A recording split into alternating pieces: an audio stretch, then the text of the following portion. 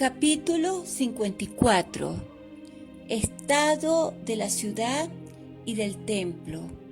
Cuarta palabra. En poco más o menos la 1:30 fui transportada a la ciudad para ver lo que pasaba. La hallé llena de agitación y de inquietud. Las calles estaban oscurecidas por una niebla espesa. Los hombres andaban a tientas. Muchos estaban tendidos por el suelo, con la cabeza descubierta, dándose golpes de pecho. Otros se subían a los tejados, miraban al cielo y se lamentaban. Los animales aullaban y se escondían. Las aves volaban bajo y se caían. Yo vi que Pilatos fue a visitar a Herodes. Estaban ambos muy agitados y miraban al cielo. Desde la azotea misma, donde por la mañana Herodes había visto a Jesús, entregado a los ultrajes del pueblo. Esto no es natural, se decían entre sí. Seguramente se han encendido contra Jesús. Después los vi ir al palacio, atravesando la plaza. Andaban deprisa e iban rodeados de soldados. Pilato no volvió los ojos del lado de Gabalta, donde había condenado a Jesús. La plaza estaba sola. Algunas personas entraban corriendo en sus casas, otras lo hacían llorando. Se veía formarse grupos. Pilatos mandó venir a su palacio a los judíos, ancianos, y les preguntó qué significaban aquellas tinieblas.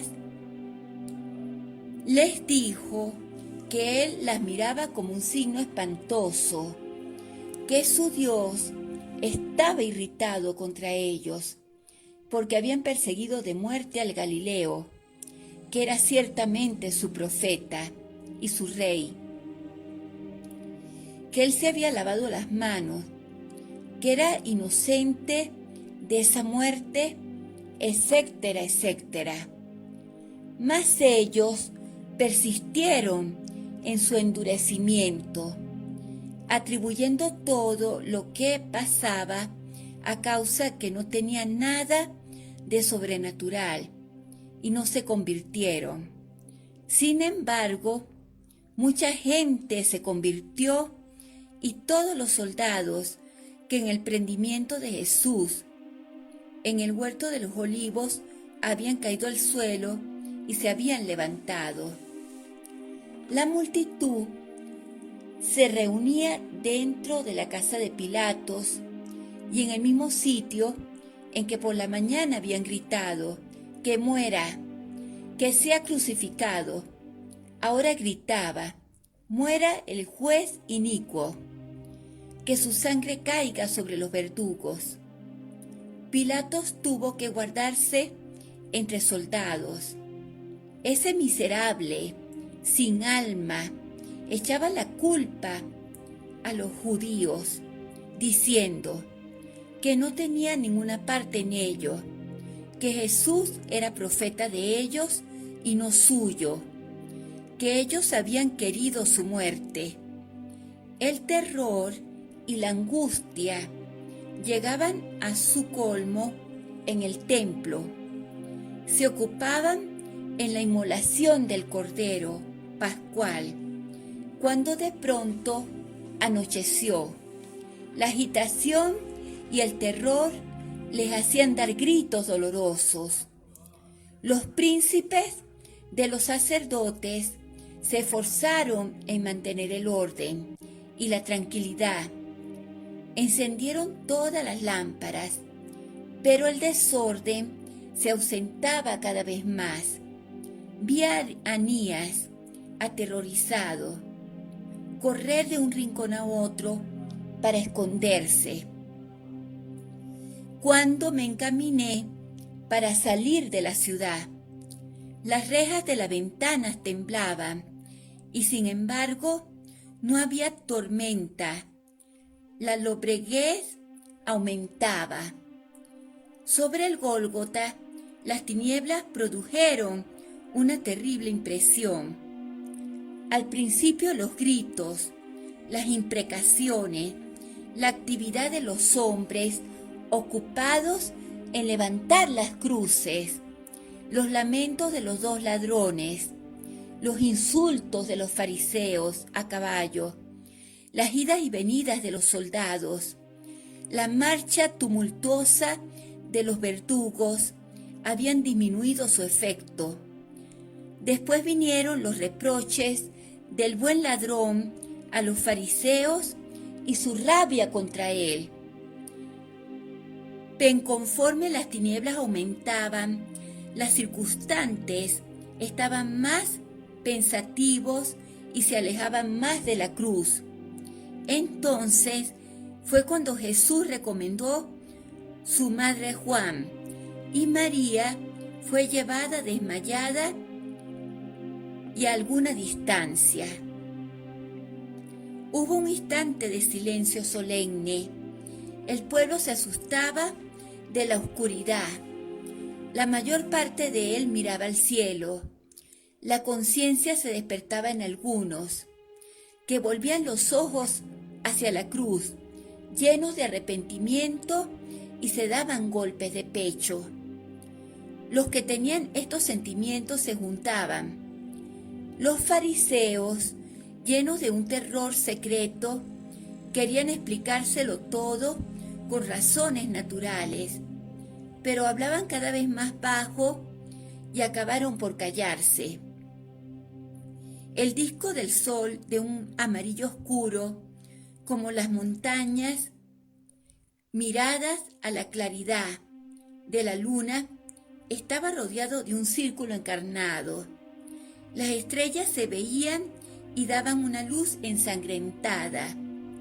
Las aves caían sobre el Calvario y en las pinas circunvecinas los animales aullaban y temblaban. Los caballos y asnos pertenecientes a los fariseos se apretaban los unos contra los otros y metían la cabeza entre las piernas. La niebla lo cubría todo. La tranquilidad reinaba alrededor de la cruz, de donde todo el mundo se había alejado. El Salvador estaba absorto en el sentimiento de su profundo abandono. Volviéndose a su Padre Celestial, le pedía con amor por sus enemigos. Oraba como en toda su pasión, repitiendo pasajes de los salmos que se cumplían en él. Vi ángeles a su alrededor. Cuando la oscuridad se aumentó y la inquietud, agitando las conciencias, extendió sobre el pueblo, profundo silencio. Vi a Jesús solo y sin consuelo. Sufría todo lo que sufre un hombre afligido, lleno de angustias, abandonado de todo amparo divino y humano. Cuando la fe, la esperanza y la caridad solas, privadas de toda luz y de toda asistencia sensible, en el desierto de la tentación, viven aisladas en medio de un padecimiento infinito. Este dolor no se puede expresar. Entonces fue cuando Jesús nos alcanzó la fuerza de resistir a los mayores terrores del abandono. Cuando todas las afecciones que nos unen a este mundo y a esta vida se rompen, y que al mismo tiempo el sentimiento de la otra vida se oscurece y se apaga. Nosotros no podemos salir victoriosos de esta prueba sin uniendo nuestro abandono a los méritos del suyo, sobre la cruz. Jesús ofreció por nosotros su miseria, su pobreza, sus padecimientos y soledad. Por eso el hombre unido a Jesús en el seno de la iglesia no debe desesperar en la hora suprema, cuando todo se oscurece, cuando toda luz y toda consolación desaparecen. Ya no tenemos que bajar solos y sin protección en el desierto de la noche interior. Jesús ha echado en ese abismo del desamparo su propio abandono interior y exterior sobre la cruz, y así no ha dejado a los cristianos solos y abandonados a la muerte, en el oscurecimiento de toda consolación. Ya no hay paro para los cristianos, ni soledad ni abandono, ni desesperación al acercarse la hora de la muerte, pues Jesús, que es la luz, el camino y la verdad, ha bajado por ese tenebroso camino, llenándolo de bendiciones, y ha plantado en él su cruz para desvanecer sus espantos. Jesús desamparado, pobre y desnudo, se ofreció él mismo como hace el amor, convirtió su abandono en un rico tesoro, pues se ofreció él por su vida. Ofreció su vida, sus trabajos, su amor, sus padecimientos y el doloroso sentimiento de nuestra ingratitud. Hizo su testamento delante de Dios y dio todos sus méritos a la iglesia y a los pecadores. No olvidó a nadie, habló de todos en su abandono. Pidió también por los heréticos, que dicen que, como Dios no ha sentido los dolores de su pasión y que no sufrió lo que hubiese padecido un hombre en su dolor no mostró su desespero con un grito y permitió a todos los afligidos que reconocen a Dios por su Padre, un quejido filial y de confianza. A los tres, Jesús gritó en alta voz: Elí, Elí, lama sabactani, lo que significa: Dios mío, ¿por qué me has abandonado? El grito de nuestro Señor interrumpió el profundo silencio que reinaba alrededor de la cruz. Los fariseos se volvieron hacia él y uno de ellos dijo: llama a Elías. Otro dijo: veremos si Elías viene a socorrerlo. Cuando María oyó la voz de su hijo, nada pudo detenerla. Vino al pie de la cruz con Juan, María, hija de Cleofás, Magdalena y Salomé. Mientras el pueblo temblaba, gemía un grupo de 30 hombres importantes de la Judea y de los contornos de Jope. Pasaban por allí para ir a la fiesta, y cuando vieron a Jesús en la cruz y los signos amenazadores que presentaba la naturaleza, exclamaron, llenos de horror: maldita ciudad, si el templo de Dios no estuviera en ella, merecía que la quemaran por haber tomado sobre sí tal iniquidad. Estas palabras fueron como un punto de apoyo para el pueblo. Hubo una explosión de murmullos y de gemidos, y todos los que tenían los mismos sentimientos se reunían.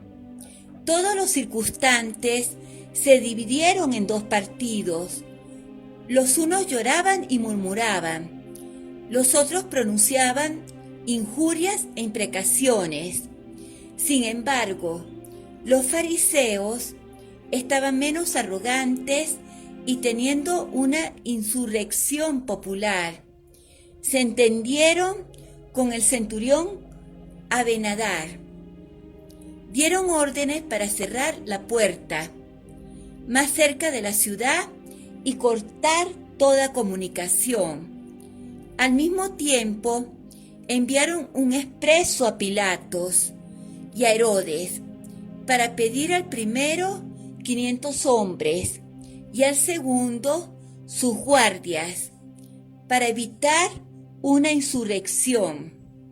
Mientras tanto, el centurión Abenadar mantenía el orden e impedía los insultos contra Jesús para no irritar al pueblo. Poco después de las 3, la luz volvió un poco. La luna comenzó a alejarse del sol. El sol apareció desposado de sus rayos y envuelto en vapores rojizos.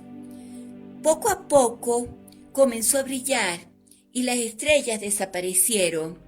Sin embargo, estaba oscuro todavía. Los enemigos de Jesús recobraron su arrogancia conforme la luz volvía. Entonces fue cuando dijeron: llama a Alias.